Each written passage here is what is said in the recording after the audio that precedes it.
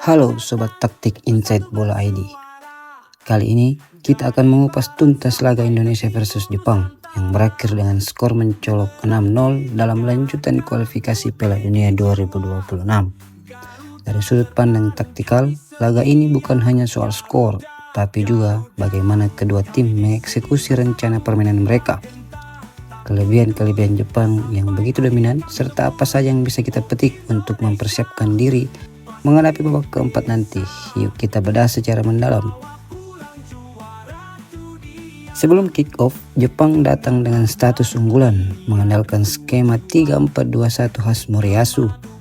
Formasi ini memungkinkan Jepang menciptakan overload di lini tengah, memanfaatkan pergerakan inverted wingback dan fleksibilitas gelandang mereka.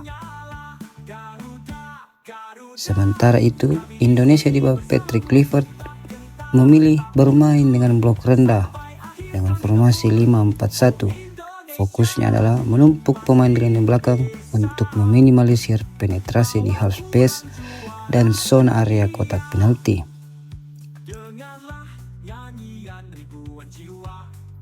Namun, di atas kertas saja kita sudah bisa melihat tantangan besar. Dengan 5-4-1 pasif, Indonesia mengorbankan opsi transisi ofensif. Pertanyaannya, apakah strategi ini efektif untuk menahan serangan berlapis Jepang? Mari kita lihat bagaimana implementasinya. Jepang langsung mendominasi penguasaan bola sejak menit awal. Mereka memainkan build up dengan 3 pemain belakang plus 2 pivot di depan. 2 pivot Jepang, Kai Susano dan Wataru Endo, bertugas menjaga sirkulasi bola agar tetap hidup. Di fase build up ini, Jepang memancing pressing Indonesia agar terbuka ruang di lini belakang dan lini tengah Indonesia. Jepang kemudian mengeksploitasi area half space kiri menggunakan overload. Kamada drop di half space, sementara Mito overlapping ke depan dan Kubo serta salah satu gelandang pivot mereka masuk ke area second line.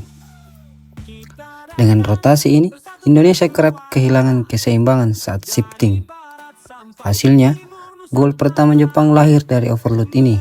Kamada muncul di antara pemain belakang Indonesia, menerima umpan dari sisi kanan pertahanan Indonesia dan dengan sangat baik menyundul bola masuk ke gawang. 1-0 untuk Jepang. Sementara gol kedua Jepang datang dari situasi set piece. Dari gol ini kita melihat pemain-pemain bertahan Indonesia kurang sigap melakukan man marking terhadap pemain Jepang. Kubo yang melakukan tendangan sudut berhasil melakukan 1-2 dengan Kamada dan berhasil masuk merangsek ke dalam area kotak penalti untuk menciptakan gol kedua Jepang.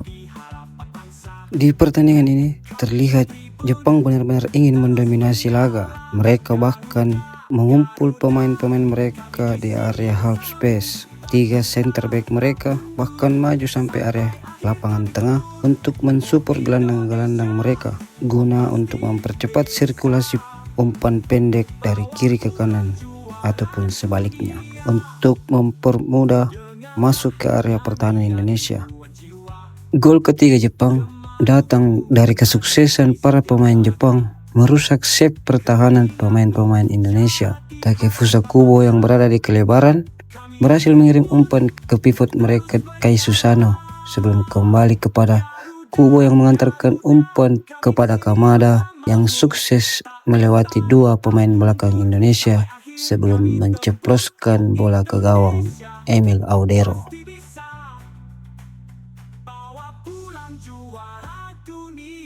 Babak kedua berjalan dengan pola yang sama. Jepang tetap memainkan high pressing yang intensif, memaksa Indonesia melakukan clearance tanpa arah yang kemudian dengan mudah direbut kembali oleh Jepang. Jepang selalu menyisakan 3-4 pemain di belakang bola agar setiap transisi Indonesia langsung dapat dimentahkan. Jadi, meskipun Indonesia sesekali merebut bola, mereka tidak bisa melakukan progresi. Sementara itu, gol keempat Jepang tercipta dari serangan balik yang dilakukan para pemain Jepang setelah Indonesia kehilangan bola. Kecepatan serangan balik Jepang membuat 5 pemain mereka berhadapan dengan 3 pemain belakang timnas Indonesia. Ini membuat pemain-pemain Jepang dengan sangat mudah merangsek masuk ke dalam kotak penalti untuk menciptakan gol keempat melalui sontekan Morishita menerima umpan lambung dari rekan satu timnya, Machino. Dan gol kelima Jepang kembali terjadi karena transisi bertahan Indonesia yang tidak terkoordinir dengan baik, membiarkan pemain-pemain tengah Jepang leluasa bergerak di area half space. Kei Susano yang tanpa penjagaan menerima umpan dari lini belakang, kemudian berbalik badan dan merangsek masuk ke area third place, melakukan umpan-umpan kombinasi dan diakhiri dengan umpan chip ball dari Takefusa Kubo untuk langsung diselesaikan oleh Machino. 5 gol untuk Jepang. Indonesia sendiri tidak bisa mengimbangi tempo tinggi Jepang. Upaya counter attack hanya mengandalkan 1-2 pemain yang langsung dikurung oleh 3 pemain Jepang. Artinya Indonesia gagal melakukan link up play. Indonesia juga terlihat keletihan menghadapi tempo tinggi yang disajikan Jepang. Hal ini terlihat dari gol ke-6 yang diciptakan melalui serangan dari sisi sayap oleh Tawarat Sumida yang tidak mampu dikejar oleh Yance Sayuri, berhasil mengirimkan umpan ke area kotak penalti yang menciptakan kemelut sebelum Mao Hosoya akhirnya menciptakan gol melalui sontekan kerasnya di depan mulut gawang Emil Audero. Jika melihat statistik, Jepang menguasai bola hampir 71% dengan akurasi passing di atas 90%. Sementara Indonesia hanya mencatatkan 0 tembakan ke gawang sepanjang 90 menit. Ini menandakan Indonesia sama sekali tidak memiliki ancaman bagi Jepang. Ini membuktikan betapa kesulitan timnas Indonesia menciptakan peluang.